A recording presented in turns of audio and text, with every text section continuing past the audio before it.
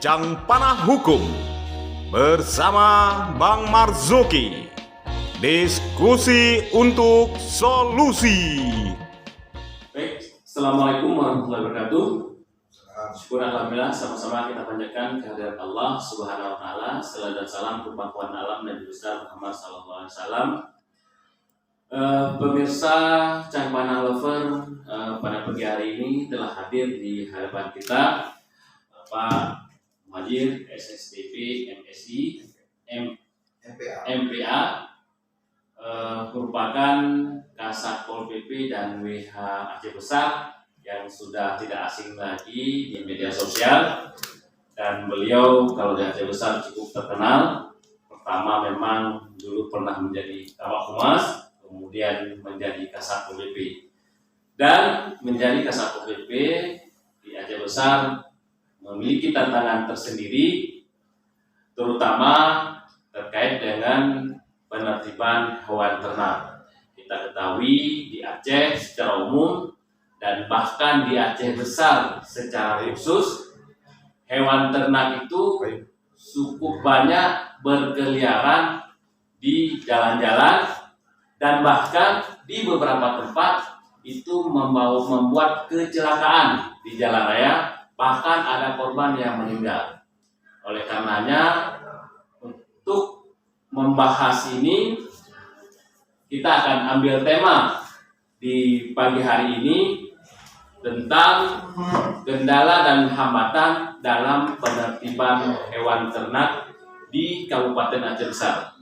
Telah hadir di sini Pak Muhajir, dan sebentar lagi akan menyampaikan materi apa-apa saja yang menjadi kendala dan hambatan, dan apa yang sudah dilakukan dalam penertiban hewan ternak. Juga hadir di sini sama Kepala Bidang Penegakan Perundang-undangan, kemudian Pak Sohemi, Kabid Tim Ultramas, yang memang selalu berada di garda terdepan. Kalau ada lembu di depan, beliaunya berhadapan dengan lembu. Jadi sudah memang musuhnya lembu sebenarnya dan kawan-kawannya. Untuk itu kami silakan Pak Muhajir untuk menyampaikan, dan nanti teman-teman silakan berdiskusi terkait dengan materi ini.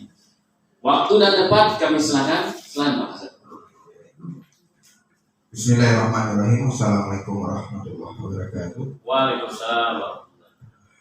Para pemirsa dimanapun Anda berada, kami dari Satuan Polisi Pamong Praja tentunya di Kabupaten Aceh Besar dalam menjaga ketertiban masyarakat, mengamankan masyarakat dalam berkehidupan sehari-hari, itu terlibat langsung dan langsung secara aktif untuk melindungi masyarakat agar nyaman dalam melaksanakan kegiatan sehari-hari. Sebagaimana kita ketahui bahwa di Aceh Besar itu salah satu potensinya dari segi pertanian, khususnya di peternakan sapi. Namun dalam pelaksanaannya banyak yang melepaskan hewan ternaknya itu secara liar. Khususnya di Aceh Besar itu ada masanya ketika setelah masa pasca panen itu kalau istilahnya luah blang. Jadi luah blang itu semua hewan ternak yang sebelumnya dikandangi oleh para peternak ketika masa penanaman padi, itu setelah masa pasca panen langsung dilepas secara liar dan hingga mencapai 3 bulan waktu yang menuju ke masa panen masa tanam selanjutnya. Hal itu tentunya menjadi tantangan tersendiri bagi kami khususnya di Satpol PP, karena kita bisa melihat bahwa rawan terjadinya kecelakaan karena hewan ternak tersebut bermain di jalan raya sehingga mengganggu jalurnya lalu lintas dan juga berpengaruh kepada keindahan Kabupaten Aceh Besar. Maka tahun 2021 Bupati Aceh Besar periode yang lama, Pak Mawardi Ali dan Wali Husaini, mengeluarkan peraturan Bupati nomor 5 tahun 2021 tentang tata cara penertiban hewan ternak. dalam tata cara penerimaan hewan ternak tersebut, kami dari Satpol PP itu menjadi garda terdepan yang bertugas langsung untuk melakukan penertiban ketika masih banyaknya hewan ternak di jalan.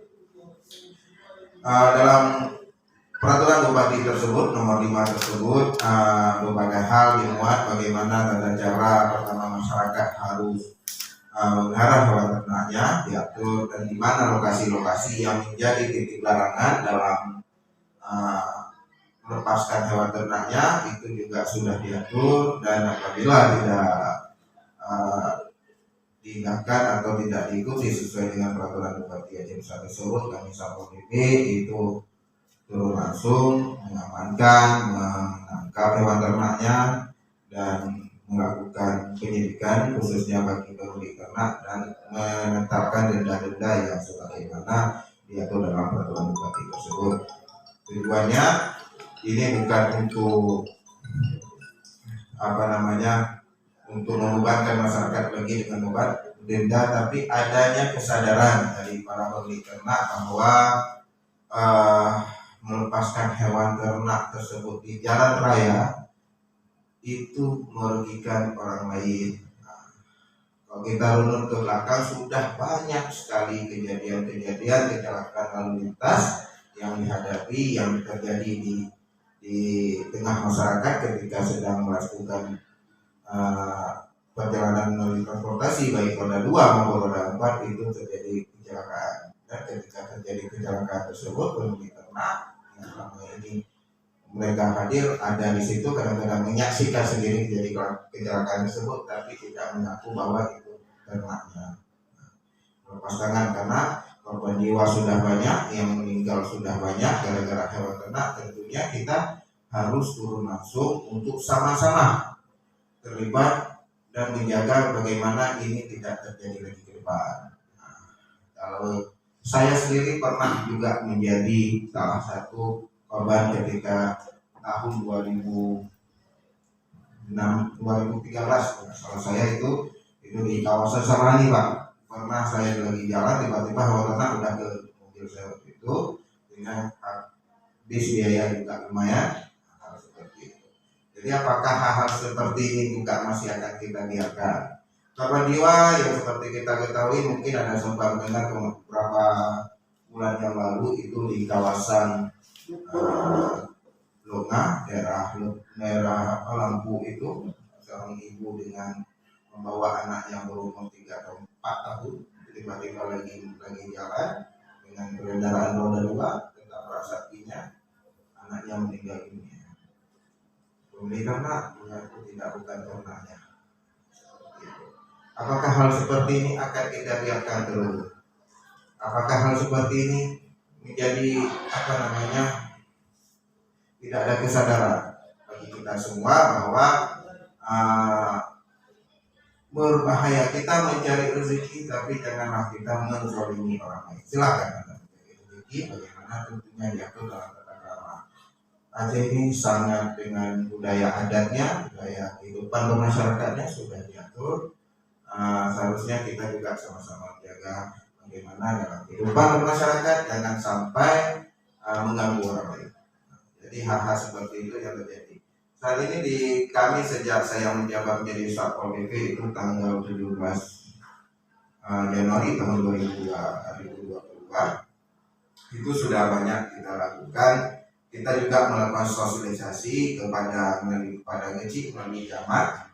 Itu sebenarnya dari sejak dikeluarkan peraturan Bupati tahun 2021 tersebut, para camat sudah melakukan sosialisasi kepada kecil-kecil dengan memanggil untuk disampaikan kepada pemilik ternak agar jangan lagi melepaskan hewan ternaknya. Terus ketika kami menjabat, kami juga melakukan hal yang sama. Ada beberapa kecamatan menjadi titik fokus, malah kita kemarin tempatkan di Aceh Besar itu di Kota Janto, terus di kawasan Darul Marahim Jaya sepanjang Jalan Soekarno-Hatta itu kita menjadi kawasan yang memang bebas hewan ternak. Itu semua kita lakukan secara step by step. Ke depan nanti mungkin arahnya ke Longa dan turun, dan kemarin juga kita baru di Purbalingga Jaya sudah kita lakukan sosialisasi juga secara turun langsung kita sampaikan, dan kita sampaikan kepada para geci untuk disampaikan kepada masyarakat, bukan untuk masyarakat keseluruhan, tapi disampaikan langsung door to door kepada pemilik ternak. Karena melihat pengalaman di belakang, ketika habis rapat dengan camat atau dengan kami pemangku kepentingan, para kecil langsung rapat dengan masyarakat di Menasa. Bisa jadi pemilik ternaknya tidak hadir. Nah, jadi langsung door to door sampaikan ini dari pusat, dari kabupaten, bahwa tidak lagi lepaskan hewan ternak. Nanti Satpol PP akan turun, akan kita amankan, nanti akan Pak Janto akan kita penyelidikan secara langsung, karena ini pelanggaran dari peraturan daerah. Kita lakukan penertiban justisi, tentunya kita akan penyelidikan. Kalau jika berulang-ulang lagi akan kita lelang hewan ternaknya. Nah, seperti ini kita bukan mau mengancam. Kalau kita lihat di media sosial, seakan Satpol PP-nya komentari netizen itu memang hal biasa, tapi kadang-kadang berkomennya seakan kami mengganggu rakyat kecil. Tapi biasanya yang komen itu saya menanggapinya bahwa mereka belum pernah menjadi korban. Nah, itu aja, yang belum tahu tidak pernah jadi. Tapi apabila yang pernah menjadi korban, baik korban pribadi maupun saudaranya, tentunya komen positif. Tapi itu tidak jadi hal satu yang problem.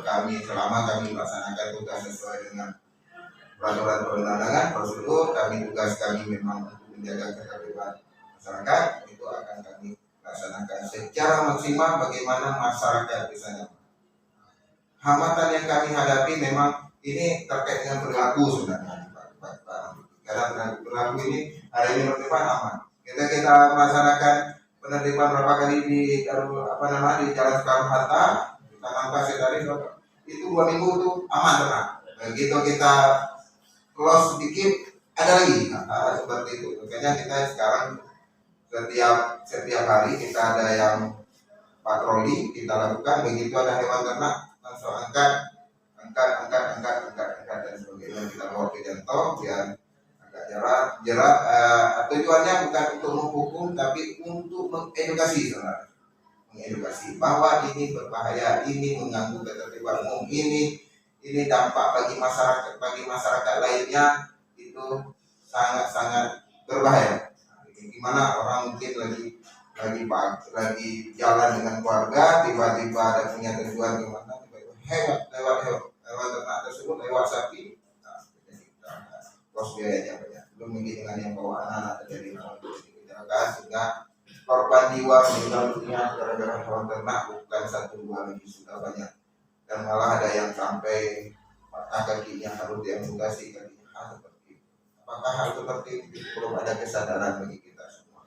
Dan semuanya marilah kita sama sadar bahwa silakan Anda mencari rezeki, tentunya tempat-tempat yang diatur. Jangan sampai rezeki yang kita cari ini menzalimi orang lain untuk demi kepentingan kita sendiri. Ini itu saja kata ini yang dari kita, Pak. Kita masuk kepada jawab kita.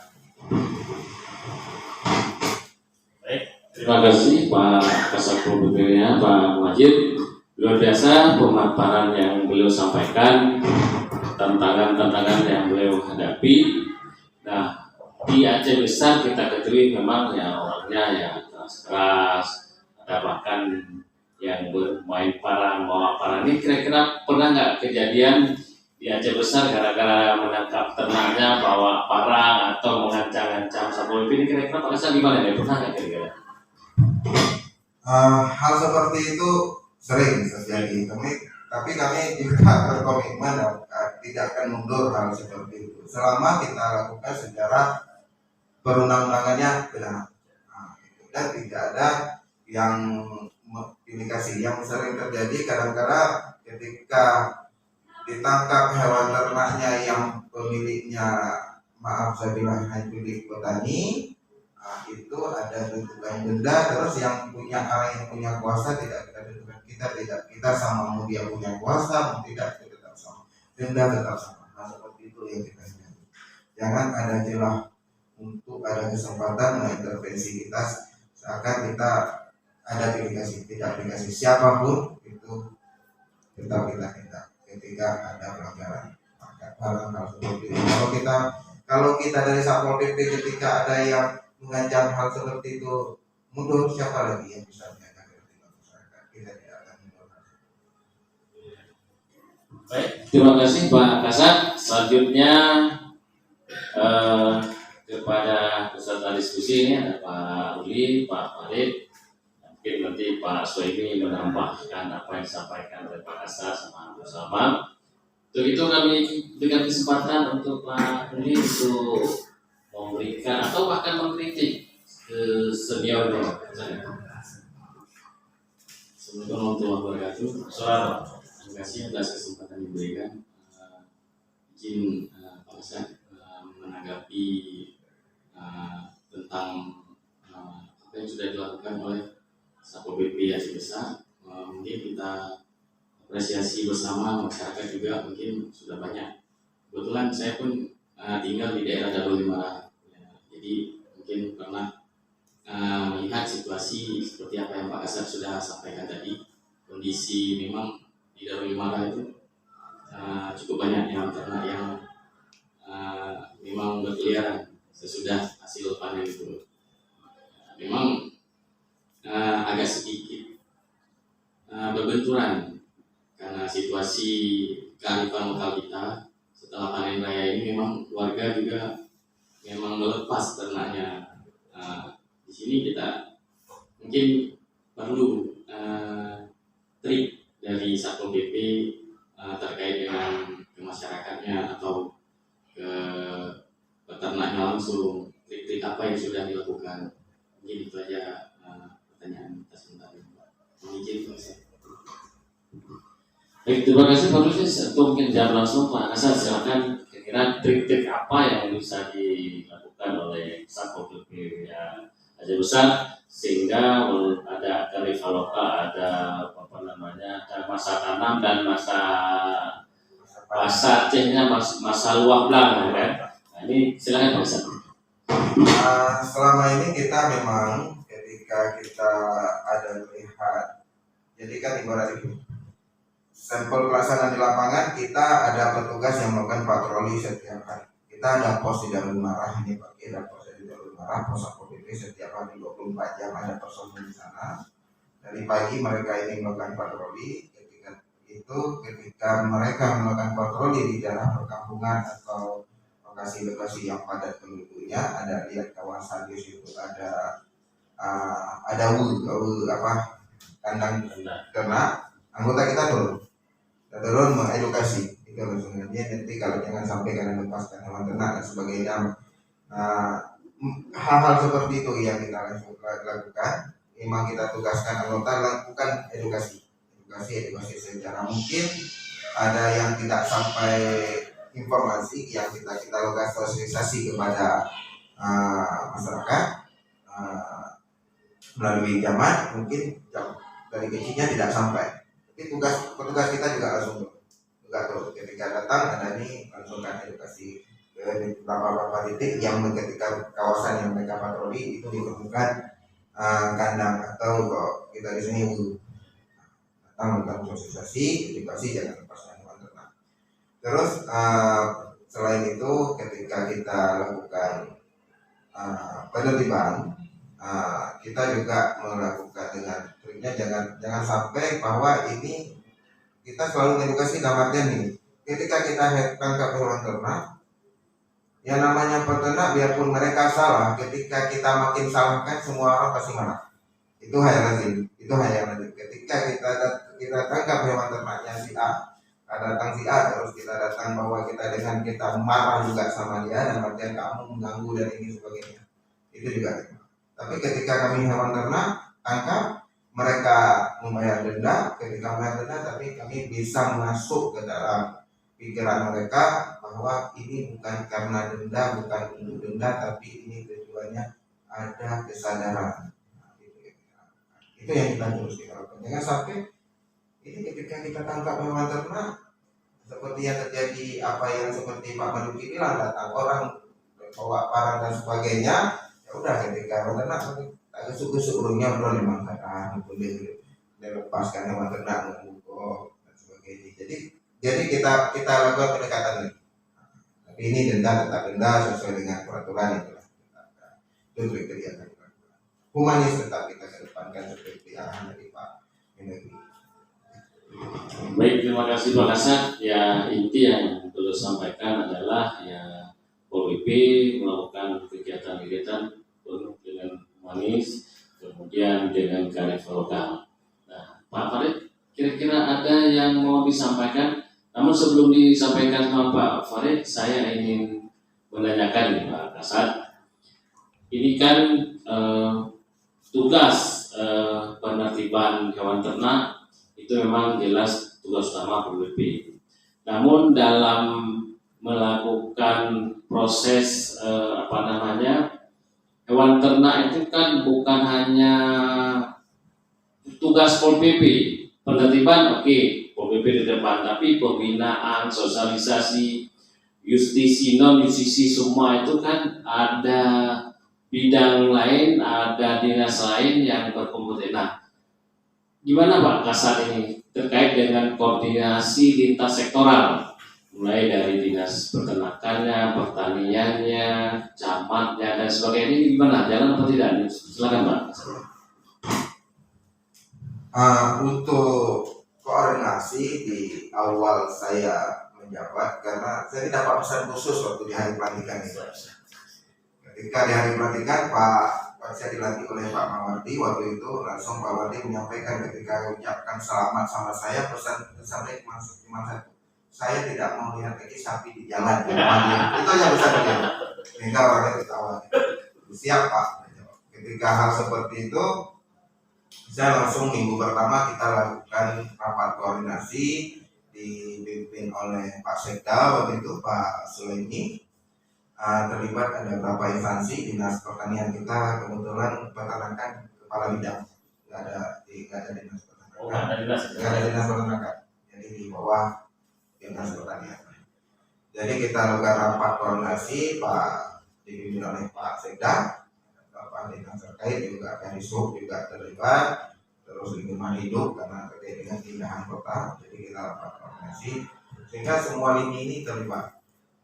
Selain kami melakukan penangkapan dan juga edukasi, dinas pertanian ketika mereka turun juga melakukan edukasi melalui penyuluh-penyuluh kegiatan mereka. Itu juga menjadi pesan poin penting yang mereka lakukan. Termasuk ketika PMK kemarin juga kita duduk koordinasi, ini terlibat, Satpol PP juga terlibat dalam hal PMK di desa, sehingga kita sampaikan kepada kepala dinas turun langsung dari penyuluh, karena yang namanya penyuluh yang biasanya kan langsung komunikasi dengan peternak, mereka langsung komunikasi dengan peternak, mereka menyampaikan hal seperti itu. Ada poin-poin di peraturan bupati yang disampaikan juga, itu jalan. Baik, terima kasih Pak Kasat.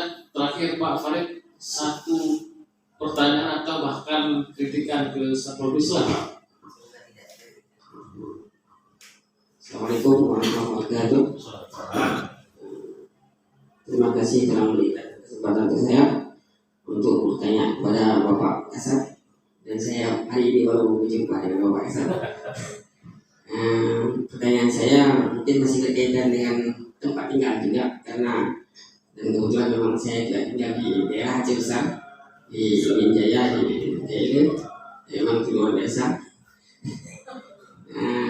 Ada yang saya tanyakan, cuman ini tidak berkaitan dengan sebuah fungsi atau apa. Cuman ini hanya pertanyaan, apakah ada kaitannya kalau kampung dengan penertiban sapi? Karena hal itu kan sampai hari ini mungkin belum ada kejelasan. Kalau kampung itu belum ada yang itu kan tiada kampung kan ada kalun. Apakah itu ada hubungannya sama sekali dengan itu? Kalau memang lebih kepada perbuk ya, atau apa namanya yang lebih tinggi daripada itu, mana lebih itulah lebih efisien kita pakai, apakah kalung kampung atau perbuk itu yang lebih. Tapi kalau misalnya itu memang untuk itu, kita mungkin bisa lebih lebih kuat untuk kita bisa laksanakan. Kenapa? Karena orang kampung itu orang mana Ide susah. Lagi ngandang apa yang saya sampaikan, mudah-mudahan bisa ada sedikit informasi yang lebih kita kalkulasi lagi. Terima kasih. Assalamualaikum warahmatullahi wabarakatuh. Terima kasih Pak Farid. Pertanyaannya luar biasa ini kebetulan memang yang duduk di hadapan ini Aceh Besar semua Pak. Maksud saya Aceh Besar, tinggal di Lampung Aceh Besar, Pak Rudi di Lantai, Pak Farid di KLU. Menarik ini karena peran kampung tidak hanya peran dari aspek sosialisasi, pembinaan dan sebagainya, aspek regulasi juga penting karena memang kalau tidak diperkuat dengan regulasi kampung, dengan besar kampung, rasa-rasanya belum kuat. Artinya gini Pak Kasat, memang nanti mungkin Pak Kasat silakan menjawab apakah memang sudah ada tidak kampung yang memang sudah membuat rasa kampung tentang ternak.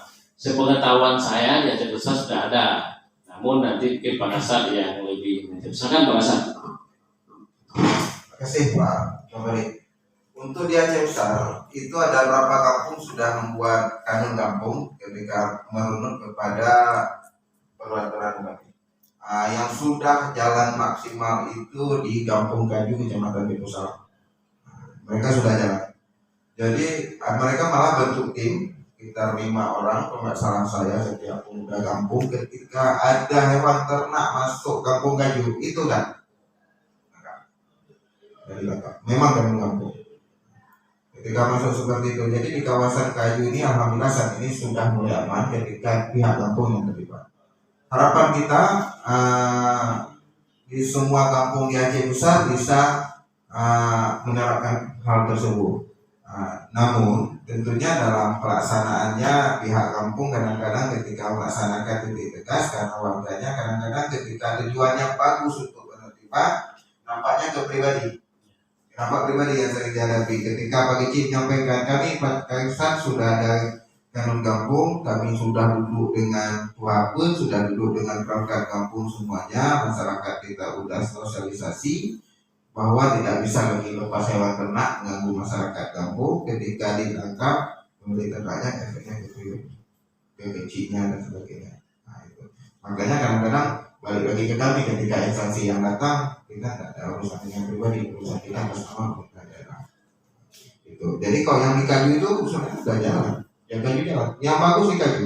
Bisa saya rasa ini di Kaju saya juga sampai datang ke sana saya menghadap bagaimana belajar lah, bagaimana cara mereka. Jadi saya datang ke Pak Kicinya, tolong transfer ilmu lah Pak Kici. Bagaimana Bapak lakukan selama ini, kampung terlibat masyarakat dan mereka sudah berjalan. Harapan kita seluruh di Kabupaten Besar di 604 kampung bisa hal seperti itu. Soal mungkin semuanya kita jumlah terbatas. Tentunya tidak bisa kita mengharap maksimal sekali ada maksimal dengan jumlah yang terbatas dengan ada peran kampung itu ini kan kampung ada Permendagri sekarang membutuhkan Satlimas karena dari Satlimas hal seperti itu bisa dilaksanakan kan? Dan bisa dibiayai oleh melalui dana APBD kampung. Lapangan kerja tersedia dengan terbentuk tersebut.